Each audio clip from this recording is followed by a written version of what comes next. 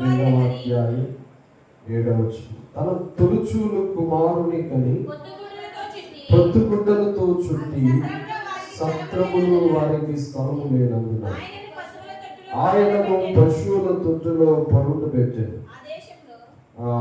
ఆ దేశములో కొందరు గొర్రెల కాపులు పొలములో ఉండి రాత్రి వేళ తమను మంచం కాచుకొనిచుండగా ప్రభువు దూత వారి వద్దకు వచ్చి నిలిచెను. ప్రభువు మహిమ వారి చుట్టూ ప్రకాశించినందున వారి వ్యక్తి భయపడి. చిన్న మాట ప్రార్థన. ప్రేమ కలిగిన తండ్రి, పరిశుద్ధుడా, మహోన్నతుడా, సర్వశక్తిమంతుడా, సకల ఆశీర్వాదములకు కారణభూతుడా వందనాలు ప్రభువా. గతించిన వారం అంతా కూడా విస్తృతంగా ఈ పరిచయంలో వాడబడ్డానికి సహాయం చేశారు. క్షేమకరంగా తీసుకుని వచ్చారు. విడిచి వచ్చిన కుటుంబాలు మీరు ఆశీర్వదించండి. మరేమైతే అడుగుతున్నారు ప్రభా, ఇంకా నామకార్థులుగా ఉన్న క్రైస్తవుల్ని నిజమైన క్రైస్తవులుగా మీరు మార్చండి. ఎంత మాత్రం మీకు అది రక్షణ లేని వారికి రక్షణ దయచేయండి. యేసే దేవుడని ప్రకటించుటకు సహాయం చేస్తున్న దాని కొరకు వందనాలు ప్రభా. నాతో కూడా వచ్చిన దయచేయండి, జ్ఞాపకం చేసుకోండి. వారి పరిచయకు కూడా మీరు ఆశీర్వదించండి. యేసయ్యా, మా ప్రయాసకు తగ్గ ప్రతిఫలం మీరు దయచేయమని ప్రార్థన చేస్తున్నాం సార్. అయ్యా, భయంకరమైన యాక్సిడెంట్ నుండి కొంతమంది బిడ్డలు అక్కడ తప్పించారు ప్రభా. నిజమేనయ్యా, నేను ప్రేమించు వారిని అయ్యా నువ్వు తప్పించే దేవుడు అని వాగ్దానపూర్వకంగా మాతో మీరు మాట్లాడు. యేసయ్య సన్నిధిలో నిన్ను ప్రేమించినట్లుగా వారందరికీ మాకు కూడా అయ్యా సంయోచితమైన జ్ఞానమును కృపను దయచేసి మమ్మల్ని ఆశీర్వదించు. ఈ వాక్యము ద్వారా మాతో అందరితో మీరు మాట్లాడు. నజరేయుడైన యేసుక్రీస్తు నామములో ప్రార్థించి అడిగి వేడుకొనుచున్నాము తండ్రి. హల్లెలూయా. లూకా సువార్త 2వ అధ్యాయం 7వ వచన భాగంలో, మరియా తన తొలిచూలు కుమారుని కని పొత్తుగుడ్డలతో చుట్టి సత్రములో వారికి స్థలము లేనందున ఆయన పశువుల తొట్టులో పడగబెట్టాడు. యేసుక్రీస్తు ప్రభువు వారి లోకానికి వచ్చిన సందర్భాన్ని లూకా గారు మనతో సవివరంగా మాట్లాడతారు. మత్తయి సువార్తలో కానీ మార్కు సువార్తలో కానీ ఆ డీప్నెస్ ఉండదు. లూకా సువార్తలో మాత్రమే ఇక్కడ ఏం జరిగింది అనేది చాలా విషయాలు ప్రస్తావించారు. ఎందుకంటే ఈ లూకా గ్రంథాన్ని రాసింది, లూకా సువార్తను రాసింది ఎవరంటే డాక్టర్ గారు. ఎవరు? డాక్టర్ గారు రాసింది. ఆయన ఒక వైద్యుడు, వృత్తికి డాక్టర్. అయితే ఈ డాక్టర్ గారు లేకపోతే చదువుకున్న వాళ్ళు ఎవరైనా సహజంగా ఏదో వినే మాటలు చెప్పరు. వాళ్ళు నిజంగా జరుగుతుందో లేదోనని వాళ్ళు రీసెర్చ్ చేస్తారన్నమాట. వాళ్ళు రీసెర్చ్ చేసి నిజంగా జరిగిందంటావా, నిజంగా జరుగుతుందంటావా అన్నట్లుగా వాళ్ళు కాస్త పరిశోధించి తెలుసుకుని అప్పుడే మాట్లాడతారు. చదువుకున్న వాళ్ళు తొందరపడి మాట్లాడే విషయాన్ని కూడా మాట్లాడినప్పుడు చాలా శ్రద్ధగా మాట్లాడతారు. ఆ మాట్లాడే విషయం కూడా అది సైంటిఫిక్ గా రుజువు అయితే ఆ విషయాన్ని ప్రస్తావిస్తారు. దేవునికి స్తోత్రం. హల్లెలూయా. ఈ విషయాన్ని ఎందుకు చెప్తున్నాను అని అంటే, చదువుకున్న వ్యక్తి కాదు, ఒక డాక్టర్ గారే చెప్తున్నాడు. ఏంటి డాక్టర్ గారు చెప్పినది ఏంటంటే, లూకా సువార్తలో ఆయన తన గ్రంథాన్ని ఎవరితో ప్రస్తావిస్తూ ఎవరి కోసం మాట్లాడుతున్నాడంటే, ఈయన 2 గ్రంథాలు రాశాడు. లూకా సువార్త, అలాగే అపోస్తుల కార్యగ్రంథం. చెప్పండి, లూకా సువార్త, అపోస్తుల కార్యగ్రంథం రెండింటిని కూడా లూకా గారే రాశారు. అయితే ఈయన థియోఫిలా అనే ఒక వ్యక్తికి రాశాడు. ఏం పేరు ఆయన? థియోఫిలా అనే ఒక వ్యక్తికి రాశాడు. ఈ థియోఫిలా ఎవరండి అని ఆలోచన చేస్తే, ఈయన ఫ్రెండ్ గారే థియోఫిలా. వాక్యంలో మనం చదివితే అది ఎక్కడుంది అనేది మనం ఆలోచన చేస్తే అపోస్తుల కార్యగ్రంథం 1వ అధ్యాయంలోనే ఉంటుందన్నమాట. ఇక్కడ ప్రస్తావించినప్పుడు 1వ అధ్యాయం 1వ వచనంలో అంటారు చూడండి, ఓ థియోఫిలా అని మాట్లాడతాడు. ఓ థియోఫిలా అని మాట్లాడాడు. అదే లూకా ఆ సువార్త 1వ అధ్యాయం 1వ వచనం కూడా చదువుతూ అక్కడ కూడా సేమ్ వర్డ్ మెన్షన్ చేశాడు. ఘనత వహించిన థియోఫిలా. చెప్పండి, ఎవరికి రాస్తున్నాడు? థియోఫిలా అనే ఒక వ్యక్తికి రాశాడు. ఈ 2 గ్రంథాలను కూడా, లేకపోతే ఒకటి లూకా సువార్తను కానీ, రెండవది అపోస్తుల కార్య గ్రంథాన్ని కానీ, థియోఫిలా అనే ఒక వ్యక్తికి తన ఫ్రెండ్కి రాశాడు. ఈయన ఒక డాక్టర్ కనుక చాలా రీసెర్చ్ చేసి, లేకపోతే చాలా తెలుసుకుని పరిశోధించి వివరంగా సవివరంగా రాసుకుంటూ వచ్చాడు. ఈ లూకా సువార్తలో యేసుక్రీస్తు ప్రభు వారి జననాన్ని చాలా ప్రస్తావించి మాట్లాడాడు. ఆయన వంశావళి కోసం 1వ అధ్యాయంలో చెప్పుకుంటూ వచ్చాడు. యేసుక్రీస్తు వంశావళి ఏంటో, ఆయన ఎలాంటి కుమారుడు ఈ లోకానికి వచ్చాడో, యోహాను గారు పుట్టుక కోసం, యోహాను గారు తల్లి అయిన మరియా, అలాగే చెప్పండి యోహాను గారి యొక్క భార్య అయిన ఆమె పేరేంటి చెప్పండి? యోహాను గారి భార్య పేరేంటి? ఏమో నాకు తెలుసండి. సార్, యోహాను గారి తల్లి గారి పేరేంటి చెప్పండి? జకరియా, ఎలిజబెత్.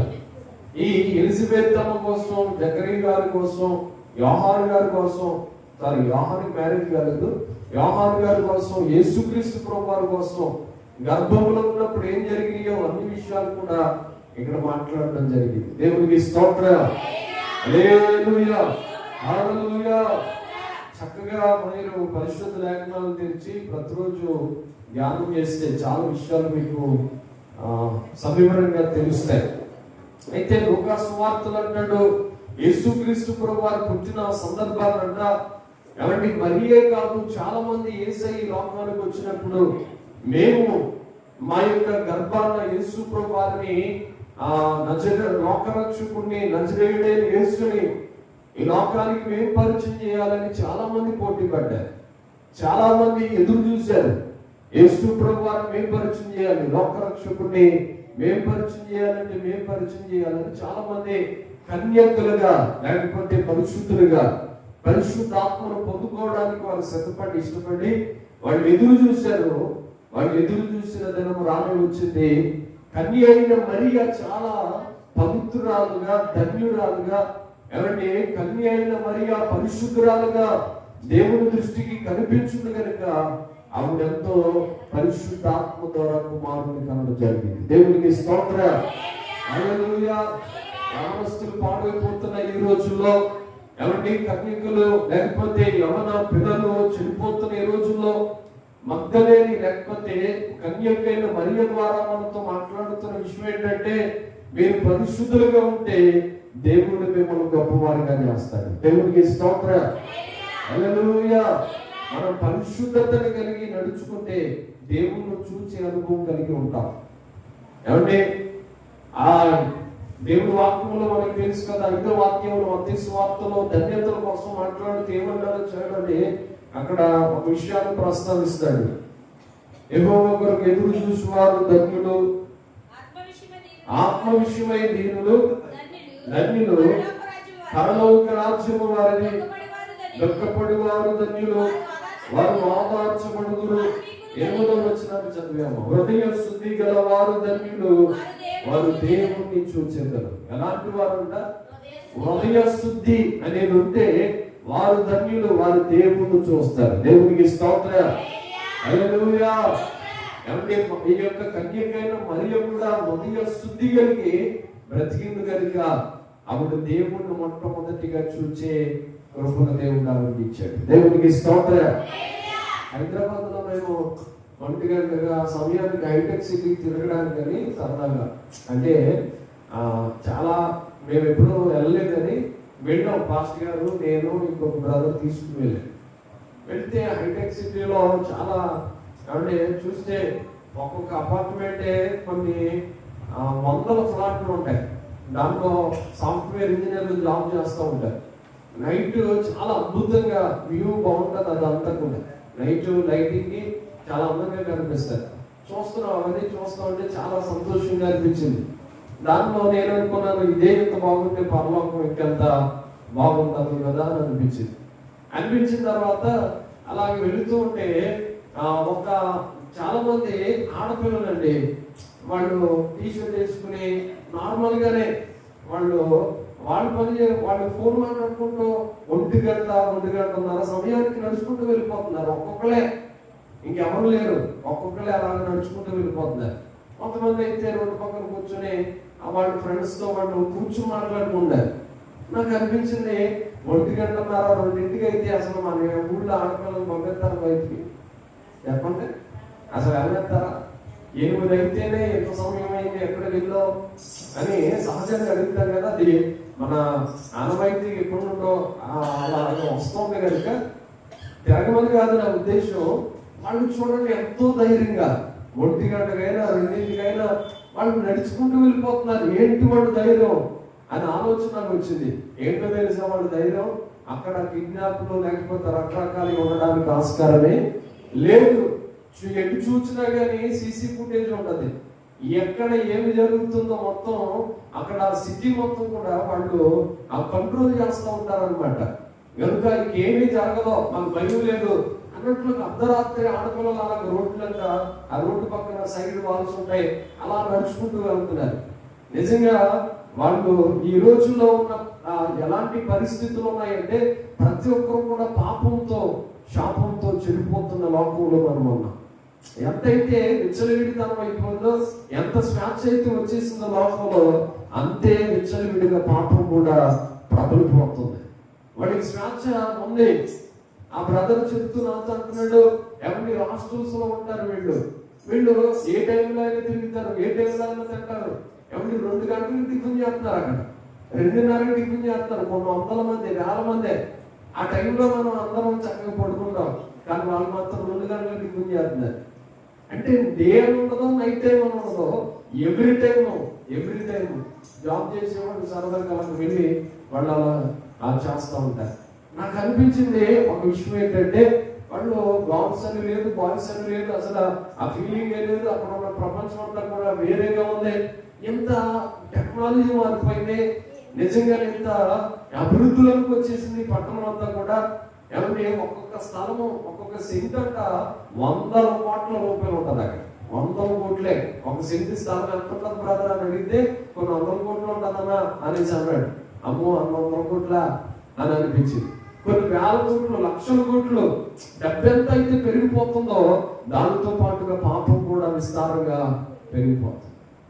ఏమండి వాళ్ళు నచ్చినట్టుగా బ్రతుకుతున్నారు, వాళ్ళు నచ్చినట్టుగా జీవిస్తూ ఉన్నారు.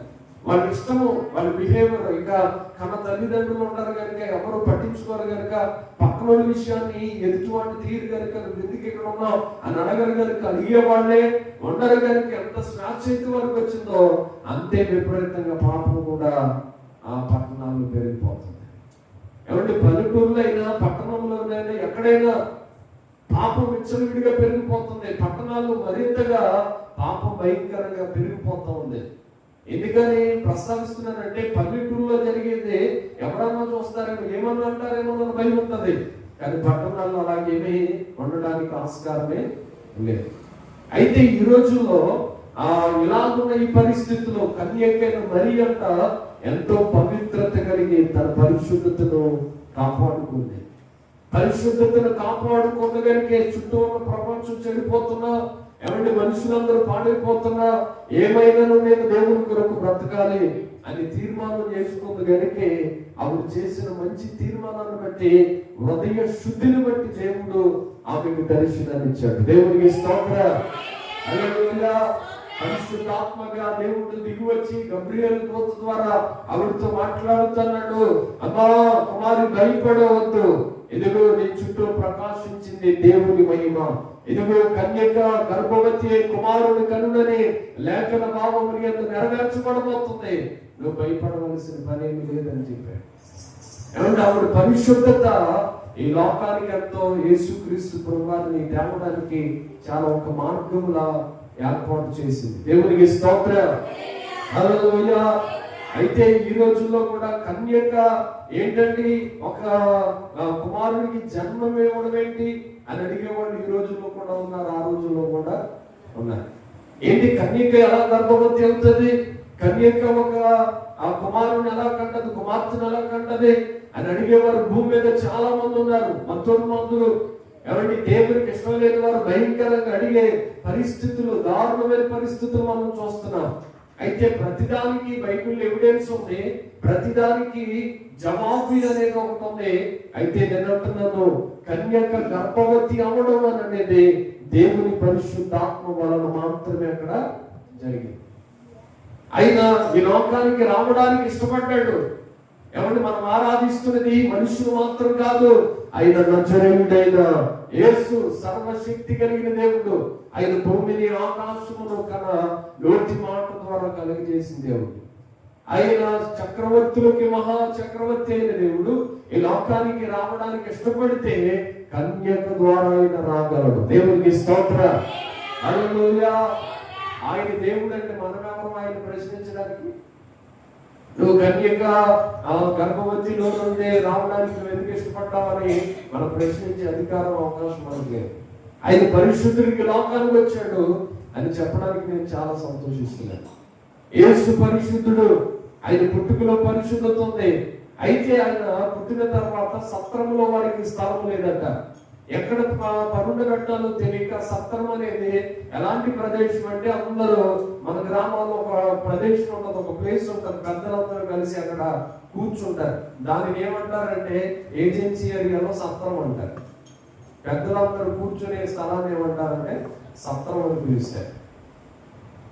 ఏజెన్సీలో ఏమంటే ఒక 10 గ్రామాలు కలిసి ఒక గ్రామానికి వచ్చి వాళ్ళు కార్యక్రమాలు కానివ్వండి, లేకపోతే వారానికి ఒకసారి వాళ్ళు బిజినెస్ జరిగే ప్రదేశం అనమాట. ఆ ప్రదేశానికి ఏజెన్సీలో మనకు వెళ్ళి అడిగితే అక్కడ చెప్తారు, దాన్ని ఒక సత్రంగా పిలుస్తారు. ఈ సత్రంలోనంట అందరూ కూర్చునే ప్రదేశంలో తండ్రి అయిన మరియకి స్థానం దొరకలేదు. యేసు కుమారుడు లేకపోతే యేసు క్రీస్తు ప్రభువారు కుమారుడు ఉద్భవించినప్పుడు ఎక్కడ పరుండ పెట్టాలో తెలియక పశువుల శాలలోనికి వెళితే అక్కడ భయంకరమైన కంపు కొట్టినా గాని యేసు ప్రభువారిని ఆ భయంకరమైన ప్రదేశంలో, వాస్తవానికి చిన్నపిల్లల్ని ఆ ప్రదేశానికి మనం తీసుకెళ్ళాలి. ఏమంటే బాలింతలు అక్కడికి తీసుకెళ్ళాం, చిన్నపిల్లలు అక్కడికి తీసుకెళ్ళాం. అక్కడ పరుండ పెట్టడం ఎందుకంటే అక్కడ పడుకోబెడితే అక్కడ ఉన్న వైరస్ ఏమైనా ఇన్ఫెక్షన్ వస్తుందని చిన్నపిల్లలు మనం చాలా జాగ్రత్తగా చూసుకుంటూ ఉంటాం. అప్పుడే పుట్టిన యేసుక్రీస్తు ప్రభువారిని తీసుకెళ్లి సత్రములో యేసయ్యకి స్థలం దొరకలేదు కనుక ఆ యొక్క పశువుల తొట్టులో యేసు ప్రభువారిని పరుండ పెట్టారంట. యేసయ్య అప్పుడు అడగలేదు నాకు స్థలం కావాలని. నేను ప్రశ్నించేది ఒకటే, యేసు ప్రభువారు అప్పుడు అడగలేదు నాకు ఒక ప్రదేశం కావాలని, ఒక చోటు కావాలని. యేసు ప్రభువారు ఈ లోకాన్ని, భూమి ఆకాశములను కలుగజేసిన దేవుడుగా మనందరికీ బైబిల్లో పరిచయం. ఆయన ఏమంటే అన్ని కలుగజేసిన దేవుడికి సత్రములో ఆయనకి స్థలం లేకుండా పోయింది. పశువుల తొట్టులు ఆయన్ని పరుండ పెట్టడం జరిగింది. అయితే ఆయన పెరిగి పెద్దయిన తర్వాత యేసయ్య ఈ లోకానికి వచ్చిన సందర్భాలు ఒక మాట మనం చదువుదాం చూడండి. ఆయన పెరిగి పెద్దయిన తర్వాత ఒక్కసారి మాత్రమే ఆయన అడిగాడు ఇలా, ఏమన్నా తెలుసా? దేవుడి వాక్యంలో చదివితే పరిశుద్ధ లేఖనాలను మనం జ్ఞాపకం చేసుకున్నప్పుడు ఒక మాట నేను చూద్దాం చూడండి. మత్తయి సువార్త 9వ అధ్యాయం 24 వచ్చిన భాగాన్ని చదివితే అక్కడ ఇలా వ్రాయబడింది. మత్తయి సువార్త 9వ అధ్యాయం, స్థలమీయుడే ఈ చిన్నది నిద్రించుచున్నదే గాని చనిపోలేదని వారితో చెప్పగా వారు ఆయనను అపహసించిరి. ఏమని అడుగుతున్నాడంట? 33.5 సంవత్సరాలు ఆయన ఏమంటే పెరిగి జ్ఞానం వచ్చి అందరితో మాట్లాడే ఆ సందర్భంలో యేసుక్రీస్తు ప్రభువారు బాలుడుగా ఉన్నప్పుడు పెద్దవాడైన తర్వాత అడుగుతున్నాడు, నాకు స్థలం ఇయ్యుడే, స్థలం ఇవ్వండి అని బిగ్గరగా చెప్పాడంట. యాయీరు కుమార్తె అక్కడ జరిగిన సందర్భం ఏంటంటే, యాయీరు అనే ఒక అధికారి ఉన్నాడు. ఆయన జాబ్ చేసే ఒక వ్యక్తి, అధికారి. అయితే ఈ జాబ్ చేసే లేకపోతే ఈ అధికారికి ఒక గవర్నమెంట్ ఆఫీసర్ వాళ్ళ కుమార్తె చాలా గారవంగా పెరుగుతూ ఉంది. ఏమంటే జాబ్ చేసే వాళ్ళ ఆ పిల్లలు చాలా గారవంగా పెరుగుతారు. వాళ్ళకి ఏం కావాలంటే అవి కొని తెచ్చి పెడతాం, అంతే కదా. ఏమంటే సిటీలో ఉన్న వాళ్ళ పిల్లలు చూడండి, వాళ్ళని ఎంత గారవంగా పెంచుతారంటే అసలు మాటలతో వర్ణనాతీతం అక్కడికి వెళ్ళి చూస్తే కానీ మనకు అర్థం. వాడు ఇది కావాలి డాడీ అని కోరుకుంటే అది వెంటనే కొని తెచ్చి పెడతారంతే. వాళ్ళు ఫలాన్ని కావాలని ఆఫర్ చేస్తే, లేకపోతే ఫలాన్ని కావాలని ఆర్డర్ చేస్తే చాలు వాళ్ళ ఇంటికి వచ్చి ఆ పట్టుకొచ్చి పెడతారు. ఎందుకంటే డబ్బులు ఉన్నాయి వాళ్ళ దగ్గర. వాళ్ళు చాలా గొప్ప ఉన్నతమైన స్థితిలో ఉన్నారు. వాళ్ళు ఒక ఆఫీసర్లుగా కనిపిస్తున్నారు. అయితే ఇంత అధికారిగా ఉన్న ఈయన చేసిన పని ఏంటో తెలుసా? వాళ్ళ కుమార్తెని చాలా గారంభంగా పెంచుకుంటూ వస్తున్నాడు. ఒక రోజు కుమార్తె చనిపోయిన తర్వాత ఎవరి దగ్గరికి వెళ్ళాలో అర్థం కాని పరిస్థితిలో ఇదిగో యాయీరు అంట యేసయ్య కోసం విన్నాడట. దేవునికి స్తోత్రం. హల్లెలూయా. యాయీరు ఎవరి కోసం విన్నాడు? యేసయ్య కోసం విన్నాడు. మనం కూడా యేసయ్య కోసం వినాలి. యేసయ్య మాటలు మనం బ్రతికిస్తాయి. యేసయ్య మాటలు మనం జీవింపజేస్తాయి. యేసయ్య మాటలు, పాటలు, ఆయన ఆరాధించడం ఏదైతే మనం చేస్తామో అప్పుడు సంపూర్ణమైన జీవం మనలో కలుగుతుంది. యాయీరు కూడా విన్నాడు. ఒక అధికారే మనుషుల దగ్గరికి, డాక్టర్ దగ్గరికి పరిగెత్తుకుని వెళ్ళలేదు. యేసయ్య కోసం విన్న ఆయన పరుగున యేసయ్య దగ్గరికి వచ్చాడు. యేసు ప్రభువారి ముందు సాగిలిపడి అడుగుతున్నాడు. నజరేయుడైన యేసు ఒకసారి నా ఇంటికి రమ్మని ఆహ్వానించాడట. ఇంటికి రెండయ్యా అని పిలుస్తూ ఉంటే ఆయన యాయీరుతో పాటు వెళ్ళిన తర్వాత అక్కడ భయంకరంగా గొళ్ళు చేసేవారని వ్రాయబడ్డది. భయంకరంగా గోల చేస్తున్నారంటే ఇల్లంతా భయంకరంగా ఏడుపులతో నిండిపోయింది. చాలా ఏడుస్తున్నారు. వాస్తవానికి ఎవరైనా చిన్నపిల్లలు చనిపోతే మరి ఎక్కువ ప్రేమ చేత ఎవరైనా ఏడుస్తారది సహజమే. అయితే అందరూ కలిసి తల్లి ఏడుస్తుంది, తండ్రి ఏడుస్తున్నాడు. ఎవరిని అక్కడ చుట్టుపక్కల ఉన్న వారందరూ అమ్మో ఈ గారాభంగా పెరిగి ఈ పిల్లలు చూసి చాలా మంచిదండి. ఏమంటే మనుషులు చచ్చిపోయిన తర్వాత ఏమంటాం? అటు భయంకరమైన దొంగ అయినా కానీ చచ్చిపోయిన తర్వాత ఆడంత మంచోడే లేదు. నిజంగా మా ఊర్లోనండి ఆడు చాలా మంచోడండి అలానే అంటాం. అసలు వాస్తవానికి వాడి బ్యాక్గ్రౌండ్ వెళ్తాడు కాదు దొంగ, ఆడు మంచోడు కాదు. లేకపోతే ఆ మంచిది కాదని తిట్టుకున్న దూరే చచ్చిపోయిన తర్వాత తెగపోగేస్తారు. అలాగే చిన్నపిల్ల కనుక వాళ్ళతో వీళ్ళతో విభేదాలు ఏమి ఉండవు. చిన్నపిల్లలకు మరీ ఎక్కువ ప్రేమ చూపిస్తూ ఉంటారు పెద్దవారు. అందరూ కలిసి వచ్చి అయ్యో ఈ పిల్లకి ఏంటి ఇలా అయిపోయింది అని అందరూ కలిసి ఏడుస్తూ ఉంటే వెంటనే యేసయ్య ఆ స్థలానికి వెళ్ళి అడుగుతున్నాడు. బిగ్గరగా కేక వేశాడంట, ఆ స్థలం అయ్యింది. దేవునికి స్తోత్రం. హల్లెలూయా. స్థలం ఇవ్వండి అని బిగ్గరగా కేక వేయగానే అక్కడ ఉన్న వారందరూ ఒకసారి ఆయన వైపు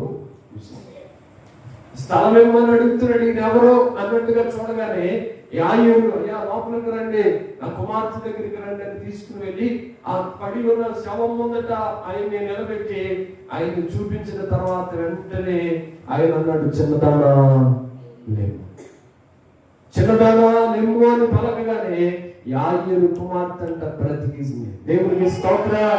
చెప్పండి చేతులెత్తి హల్లెలూయా, హల్లెలూయా. ఇక్కడ యేసయ్యకి స్థలం ఇచ్చిన తర్వాత జరిగిన అద్భుతం ఏంటో తెలుసా? ఒక మరణము నుండి జీవములోనికి దాటింది. దేవునికి స్తోత్రం. మరణంలో నుండి జీవములోనికి వెళ్ళింది. మనం కూడా మన జీవితాల్లో ఆయన స్థలాన్ని అడుగుతున్నాడు. ఏ స్థలాన్ని? హృదయం అనే తలుపు వద్ద తట్టుచున్నాను. ఎవడైనా తలుపు తీసిన ఎడలా నేను ఆయనతోనూ అతడు నాతో కూడా కలిసి భోజనం చేస్తామని అడిగాడు. అంటే మన ఇంట్లోకి వచ్చి అమ్మాయి ఏముండవు అని ఇంట్లో కూర్చుని భోజనం చేస్తాడని కదా దాని అర్థం. హృదయం అనే తలుపు, ఈ హృదయము భయంకరమైన మోసమైంది, ఘోరమైన వ్యాధి కలిగిందని కీర్తన గ్రంథంలో రాయబడ్డది. హృదయం అన్నింటికన్నా వ్యాధి కలిగిందంట. అది భయంకరమైన మోసకరమైనది. ఈ వ్యాధి కలిగిన హృదయంలోనికి అన్నింటికి స్థానం ఇస్తున్నాం కానీ దేనికి స్థానం ఇవ్వట్లేదో తెలుసా? యేసయ్యకి ఇంకా స్థానం ఇవ్వట్లేదు. యేసు ప్రభువుని స్థలాన్ని అడగట్లేదు, నీ పొలాన్ని అడగట్లేదు, నీకు ఆస్తుల్ని అడగట్లేదు. అవి ప్రాముఖ్యత కాదు. యేసు ప్రభువుకి కావలసింది నీ గుండె గదిలో యేసయ్యకి స్థానం కావాలి. దేవునికి స్తోత్రం. హల్లెలూయా. మార్కు సువార్త 7:21 అక్కడ రాయబడి ఉంటది. హృదయంలో ఏమేమి పాపం ఉన్నదో ఏముందో అక్కడ రాస్తూ అంటాడు. చదవండి. 22 మనుషుల లోపల నుండి 22 చదవము.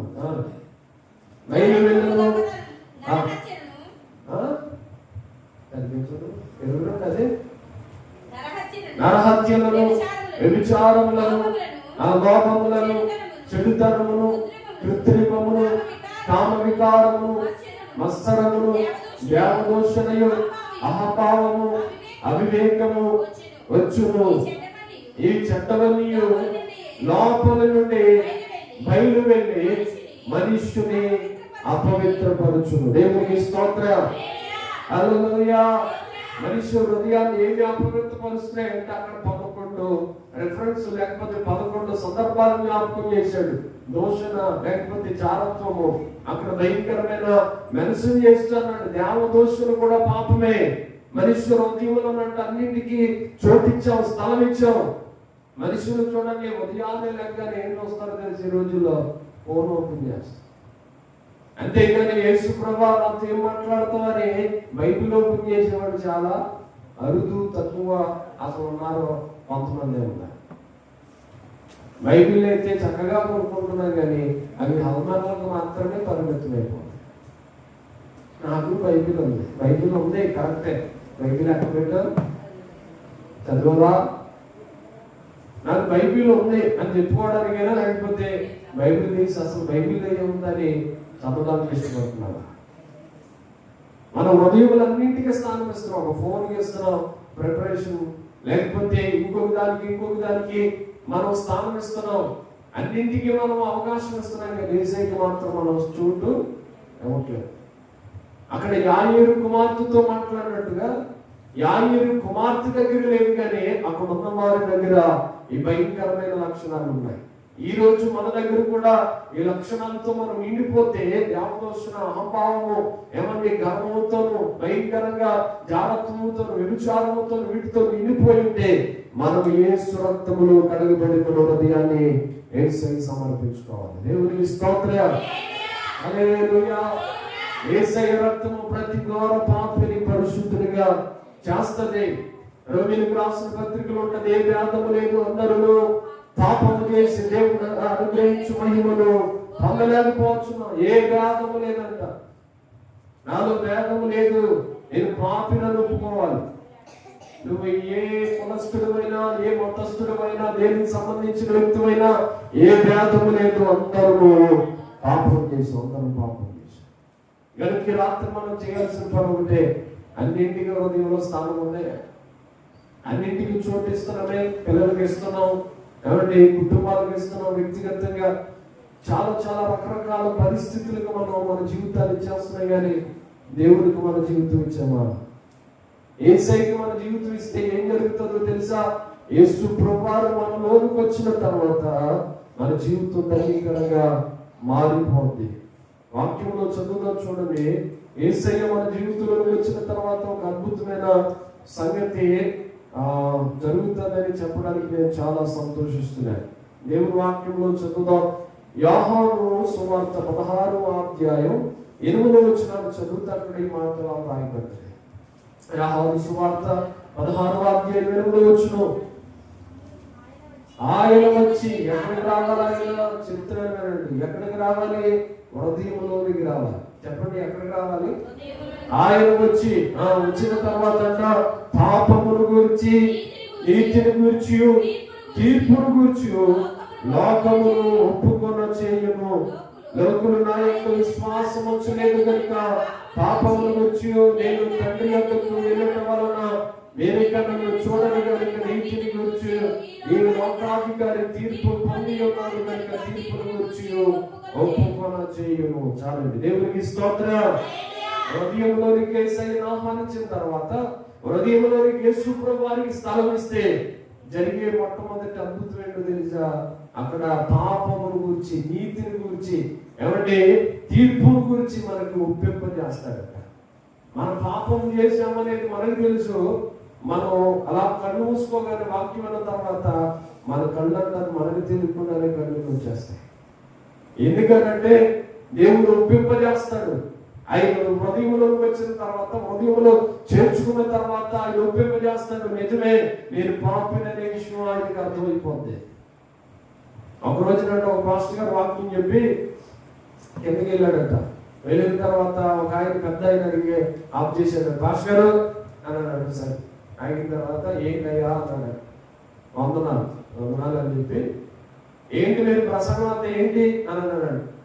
ఏమిరా బాబు, నేనేమో తప్పు చేశాను, తప్పేమో చెప్పాను, ప్రసంగం అంతా ఏంటి అంటాడు ఏంటి అని ఆయన వైపు అలాగా పెద్ద ఆయనే, ఆ పాస్టర్ గారు కూడా పెద్ద ఆయనే, ఆయన వైపు మరొక ఆయన అడిగి ఆయన మరి ఇంకా యేసులో పెద్ద ఆయన చాలా తలపడిపోయిన ఆయన వైపు చూస్తా ఉంటే ఏంటండి ఏమన్నా నేనేమన్నా మిస్టేక్ గా మాట్లాడానా అని ఆయన వైపు చూస్తా ఉంటే ఆయన అన్నాడు, ఏంటి ఏంటి అసలు నువ్వేం మాట్లాడుతున్నావు అని నా కోసం ఏం చెప్పినట్టుగా అనిపించింది నాకు. ఇక్కడ నా కోసం ఎందుకు చెప్పారు అన్నాడంట.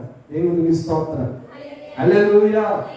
ఏమండి నా కోసం చెప్తున్నావేంటి అని అడిగిన తర్వాత, అయ్యా అదేంటంటే వాక్యం కదా, అది అందరికీ సంబంధించింది కదా అని అడిగితే వెంటనే ఆయన కాళ్ళ మీద మోకరించి అంటున్నాడంట, అయ్యగారు నా కోసమే చెప్పినట్టుగా అనిపించింది, నేను మూర్ఖత్వంతో ఇక్కడికి వచ్చి నిలబడ్డాను, అసలు ఏం చెప్తాడని వెళ్దామని ఒక మూర్ఖత్వంతో వచ్చి నిలబడితే నా కోసమే మాట్లాడినట్టుగా ప్రసంగం అంతా నా కోసమే చెప్పించినట్టుగా ఆ మాటలన్నీ కూడా నాకే తగినట్టుగా అనిపించి నేను ఇప్పుడు ఒప్పుకుంటున్నానంటే, నేను వృద్ధాప్యంలో ఉన్న నాకు 3 పెళ్లిళ్ళు జరిగి నేను ఒకరి తర్వాత ఒకరిని 3 వివాహాలు చేసుకుని ఇప్పటి వరకు ఒకరి కోసం ఒకరికి అసలు తెలీదు. నా జీవితం అంతా నా ముందే బట్టలు విప్పినట్టుగా విప్పేసి పరిచేసి నా ముందే పెట్టేశావు, నా కళ్ళంతా కన్నీళ్ళు ఆగట్లేదు గారు, నా కోసం ప్రార్థన చేస్తారా అని అడిగాడు. నా కోసం ప్రార్థన చేస్తాను.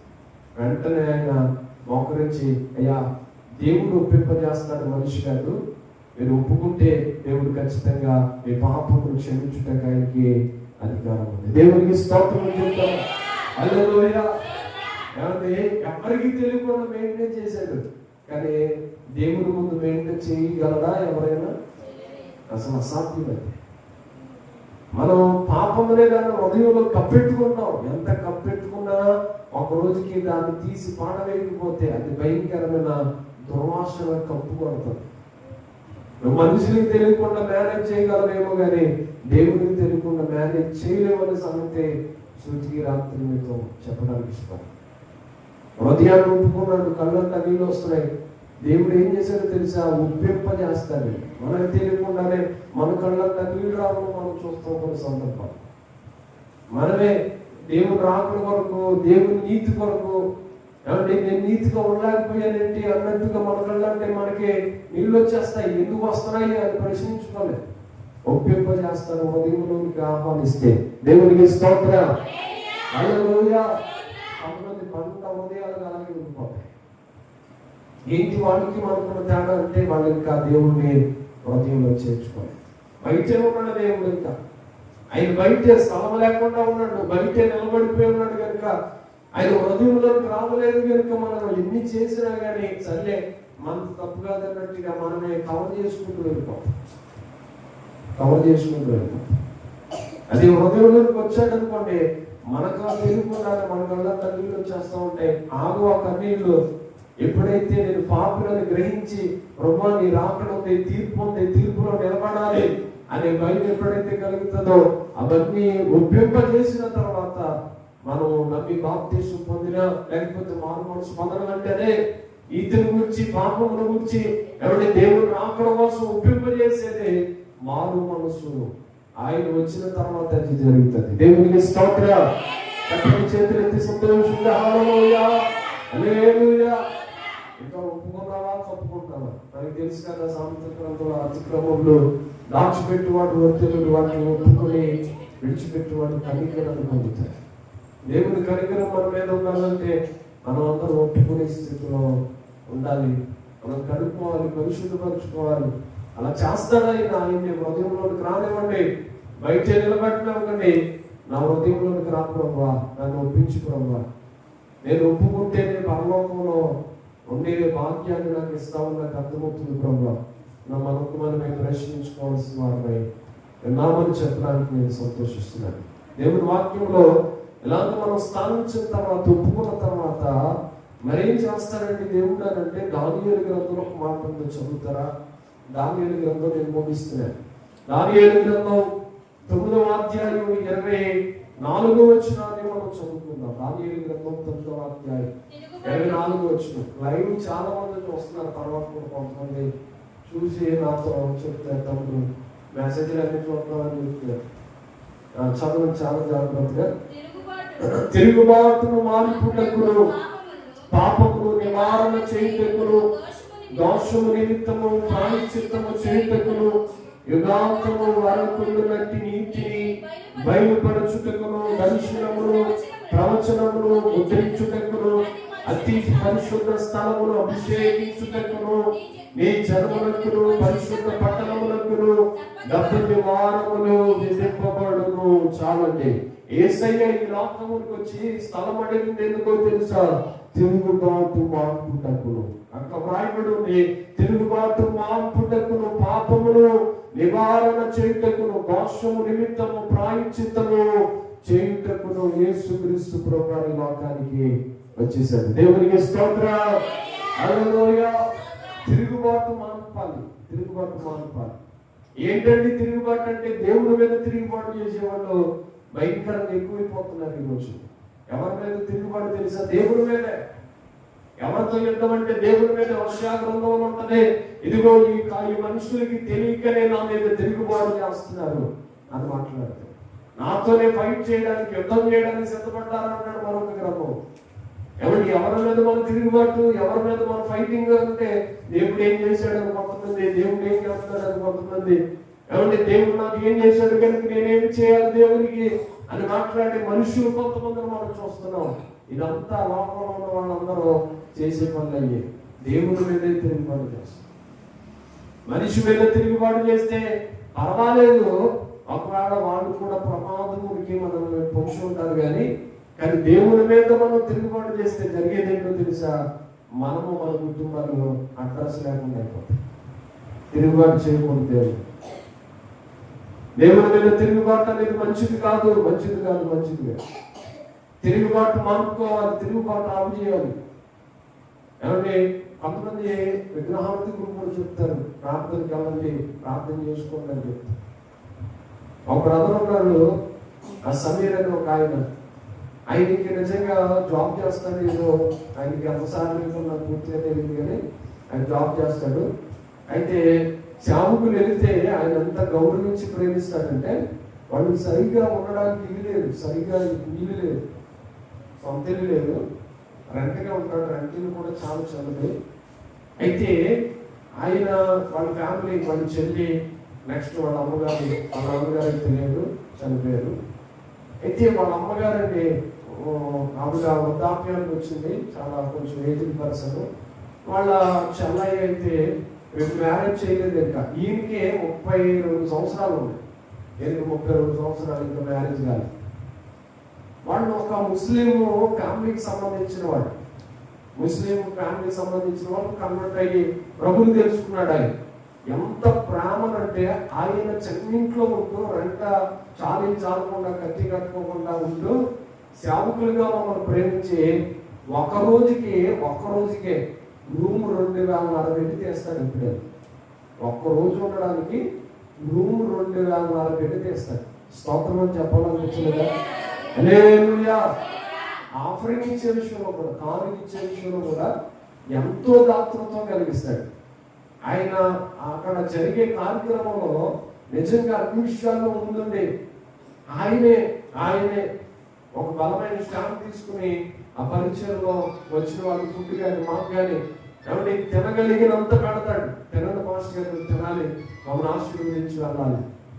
నాకు ఎంతో చాలా అనిపిస్తుంది. అయ్యో మీరేమో గదిలో ఉండి ఆ రెంటే కట్టుకుని పరిస్థితిలో ఉండి మా కొరకు ఎంత ప్రయాసపడుతున్నారా అని అనిపించి చాలా ఏడుపు వస్తూ ఉంటుంది కొన్నిసార్లు. నిజంగా దేవుడి సేవకులు అంటే అంత ప్రేమ కదా. అలాంటి వారి కొరకు మనం తప్పక ప్రార్థించాలి. నిజంగా ఎంతో విధేయత కలిగి దూర ప్రాంతం నుండి మా దగ్గరకు వస్తున్నారు, మేము రిసీవ్ చేసుకోవాలి. కొంతమంది హైదరాబాద్ వెళ్ళిన తర్వాత ఆ వచ్చాకే మాకేం సంబంధం లేదన్నట్టుకుంటాం. కొంతమంది ఉంటారు, మన చుట్టాలే కావచ్చు, వాళ్ళు కూడా ఉంటారు. సిటీలో మనకి ఎక్కడికి వెళ్ళాలో తెలియదు. అప్పుడు వాళ్ళే మనకు ముందుగా ఫోన్ చేసాక దిగారా, ఎక్కుతున్నారా, ఈ రాత్రి మా దగ్గరకు వస్తున్నారా అని ప్రతిదీ కూడా ఇన్ఫర్మేషన్ తెలుసుకుని మా దగ్గరకు వచ్చి అవసరమైతే పనులు మానుకుని పరిచయంలో ఆ సహకారాన్ని అందించినప్పుడు యవనస్తులు బట్టి నేను చాలా సంతోషిస్తాను. అక్కడ 4 యవనస్తులు ఉన్నారు. ఈయన చాలా ప్రాముఖ్యంగా దేవుడి కొరకు అన్ని విషయాలు ముందుంటాడు. ఎందుకు చెప్తున్నాడో తెలుసా? తిరుగుబాటు చేయడం మానేసి దేవుని కొరకు, పరిచర్య కొరకు నమ్మకంగా నిలబడ్డాడు. దేవునికి స్తోత్రం కలుగుతుందా? హల్లెలూయా. మా అమ్మాయికి అనుకుంటూ మా అమ్మగారికి హార్ట్ ఆపరేషన్ చేయించాలి, మా పరిస్థితులు ఏం బాగాలేదు. చెప్పండి, వాళ్ళ అమ్మగారికి హార్ట్ ఆపరేషన్ చేయించాలి, మా అమ్మగారికి ఇలా సర్జరీ చేయించాలి, మా చెల్లికి మ్యారేజ్ అవ్వలేదు, నాకు మ్యారేజ్ ఎప్పుడు అవుతుందో తెలియదు అండి. అసలు నా పరిస్థితి ఏంటో బాబు అని అనుకుంటారు ఎవరన్నా అయితే. కానీ ఆయన మాత్రం ఎంతో దాతృత్వం కలిగి ఉంటాం. నిజంగా చాలా సంతోషం. దేవుడి కొరకు కష్టపడిన వాళ్ళు ఉన్నారు, దేవుడి కొరకు పిసినతనంతో ఉన్న వాళ్ళు కూడా లోకంలో లేకపోతే. అయితే నేను చెప్పే మాట తెలుసా? అలాంటి వారిని దేవుడు సిద్ధపరచడం. మనుషులు వదిలిపెట్టొచ్చేమో కానీ వాళ్ళు కన్వర్ట్ అయ్యారనే ఒక్క విషయాన్ని బట్టి అక్కడ ఉన్న వాళ్ళందరూ వాళ్ళతో మాట్లాడటం మానేశారు. ముస్లిమ్స్ కదా, ఒక్క సందర్భాన్ని బట్టి మానేశారు. కానీ దేవుడు విడిచిపెట్టారా? ఆయన చెప్తాడు, నా జాబ్ని దేవుడు ఆశీర్వదించాడండి, నేను పర్వాలేదు జాబ్ చేసుకుంటూ చక్కగా ఉన్నాను. ఇప్పుడు నిజంగా ఆయన చాలా ప్రేమించి నైట్ అత్మానం మాత్రం ఉండిపోయాడు. ఒకరోజు ఎంత ప్రయాణం అంటే నిజంగా సేవకులు అంటే అని అనిపించింది. కొంతమంది సిటీలో ప్రేమిస్తే ప్రాణాన్ని ఇచ్చేస్తారు. దేవుడికి స్తోత్రం. హల్లెలూయా, హల్లెలూయా, హల్లెలూయా. నిజంగా అలాంటి వారిని బట్టి మనం ఎల్లప్పుడూ ప్రార్థన చేయాలి. ఆయన పేరు సమీరు, వాడి కుటుంబం వరకు మనం ప్రార్థన చేయాలి. ఎందుకు చెప్తున్నాడు తెలుసా? తిరుగుబాటు యవనస్తులు మరీ ఎక్కువగా తిరుగుబాటు చేస్తున్నారు. లోబడట్లా, విధేయత చూపించట్లా. దేవుడు అంటే ప్రేమించే మనుషులు కూడా భయంకరంగా దేవుడి మీద తిరుగుబాటు చేస్తున్నారు. దేవుడి మీద తిరుగుబాటు చేస్తున్నారు. ప్రేమించాలి. దేవుడు ఏం చేశాడో తెలిసి నీ కొరకు ప్రాణమే ఇచ్చాడు. ఆయన యవన కాలంలో 33 సంవత్సరంలో ఆయన కలువరిలో ప్రాణం నడిపించిన దేవుడు. ఆయన మీద తిరుగుబాటు చేస్తాం మనం. అంత మాత్రమే కాదు కదా, ఆయన మన కొరకు ప్రాణం పెట్టి తిరిగి లేచి పరలోకాన్ని మన కొరకు సిద్ధపరుస్తున్న దేవుడు. ఆయన త్వరలో రాబోతున్న మెస్సయ్యే ప్రభు అయిన యేసుక్రీస్తుగా మన మధ్యలోకి రాబోతున్నాడు. పరలోకం నీ కొరకు నా కొరకే ఆయన రెడీ చేస్తున్నాడు. కనుక మనం అందరం సిద్ధపడదాం. మనం తిరుగుబాటు చేయడానికి కాదు, ప్రభా లోకంలో ఏమున్నా ఏమి లేకపోయినా నీ కొరకు నేను బ్రతుకుతాను ప్రభా, నేను తిరుగుబాటు మానేస్తాను ప్రభా, పాపాన్ని ఒప్పుకుంటాను ప్రభా, విధేయత చూపిస్తానయ్యా. యవనస్తులు మరి ఎక్కువగా ఈ రోజుల్లో దేవుని కొరకు పని చేయవలసిన పరిస్థితులు వచ్చాయి. మనం అలాగే సిద్ధపడాలని ప్రభు పేరట మీకు జ్ఞాపకం చేస్తున్నాం. దేవునికి స్తోత్రం. హల్లెలూయా, హల్లెలూయా. నేను ఆశపడ్డాను ఈ సంవత్సరం స్టార్ పెడితే బాగుంటుంది. యవనస్తులకి ఒకరిద్దరికి చెప్పాను అని, ఏం చేద్దాం లేకపోతే ఏం చేద్దాం అయ్యారు అని తర్వాత కాల్ చేస్తారనుకున్నాను. కానీ ఒక్కరు కూడా రెస్పాన్స్ అలా మనకి లేకుండా ఏమన్నారు. ఏమనుకున్నారంటే వాళ్ళు మనసులో ఒకవేళ ఎలా కనిపించింది, నాకెందుకు, నేను ఒక్కనే ఉన్నానా అని ఎవరి కాళ్ళు సైడ్ అయిపోయారేమో. స్టార్ పెడతామరా, ఒక ఐరన్ దాంతో చేపిద్దాం ఫ్రేము, ఇంకా మళ్ళా సంవత్సరం చేపించి దాన్ని పెట్టడం ఎందుకు, ఫిక్స్డ్గా ఉంటుంది, ఒక 2000 2000 మొత్తానికి 3000 అవుతాయి, చేద్దాం అనేసి కొంతమంది కాల్ చేసి చెప్తే వాళ్ళు తిరిగి రెస్పాన్స్ లేదు. సరే దేవుడు చూసుకుంటాను, ఇచ్చినప్పుడు చెప్తాడని ప్రార్థన చేయడం చేస్తున్నారు. ఈ రోజుల్లో చూడండి, మనకు మనమే మన ఫ్యామిలీస్, మన స్ట్రగుల్స్, మనకున్న పరిస్థితులు ఇవే చూసుకున్నా కానీ దేవుడి కార్యాలు చూడటానికి ఎవరు పట్టింపు లేదు. ఎక్కడ చూసినా పెద్ద స్టార్లే ఇతనే, మేము ఎప్పుడు పెడతాం బాబా అలాగ అనిపిస్తూ ఉంటుంది కొన్నిసార్లు. అంత మాత్రమే కాదు కానీ పెద్ద పెద్ద చర్చికి లైటింగ్లు ఇవన్నీ ఎప్పుడు జరిగితే ప్రభావం అనిపిస్తుంది. దేవుడు తప్పకుండా చేస్తాడు. మాకు విశ్వాసంతో పలికి మాట ఏంటంటే, మన నిరీక్షణ ఎప్పటికీ వ్యర్థం కాదు, దేవుడు తప్పకుండా మనల్ని ఆశీర్వదిస్తాడు. దేవునికి స్తోత్రం. హల్లెలూయా, హల్లెలూయా. మనం కూడా మంచి మందిరాన్ని ప్రభు మనకి ఇవ్వబోతా ఉన్నాడు. ప్రార్థించాము. అలాగే అన్ని విషయాల్లో ఒక్కదానిలోనే కాదు, స్టార్ అయినా అనుకుంటే చిన్నదైనా పెద్దదైనా దేవుని పని బలంగా జరగాలి. అన్ని విషయాల్లో ప్రభు చూపాలి. దాని కొరకు మనం అందరూ ప్రార్థన చేద్దాం. యేసయ్యకి స్థలాన్ని ఇవ్వండి. రాత్రి చెప్పే మాట ఉంటాయి, యేసయ్యకి స్థలం ఇచ్చిన యాయీరు కుమార్తె మరలా బ్రతికింది. యేసయ్యకి స్థలం ఇస్తే పాపాన్ని గురించి, నీతిని గురించి శాపమును గురించి దేవుడు రాకడ కొరకు మనల్ని ఒప్పింపజేస్తాడు. తిరుగుబాటు మారపడానికి అంటే పాపానికి ప్రాయశ్చిత్తం జరగడానికి యేసయ్యకి మనం స్థలం ఇవ్వాల్సిన వారిలో ఉన్నాం. ఈ రాత్రి అడ్డు చోటును మనం దేవుడికి ఇస్తే, మన హృదయంలో దేవుడికి స్థలం ఇస్తే మన ఆశీర్వదించి గనులుగా గొప్పవారిగా ప్రవేశం చేసి మనందరినీ దీవించుగాక. ఆమె తలను ఉంచుతాం, ప్రార్థన చేస్తాం. అందరూ తలను ఉంచుతాం, ప్రార్థించాం. ఎప్పుడు మాట్లాడదు దయచేసి మోకాళ్ళ మీద నుంచి ఒప్పుకోవాలి. ప్రభు మాట్లాడితే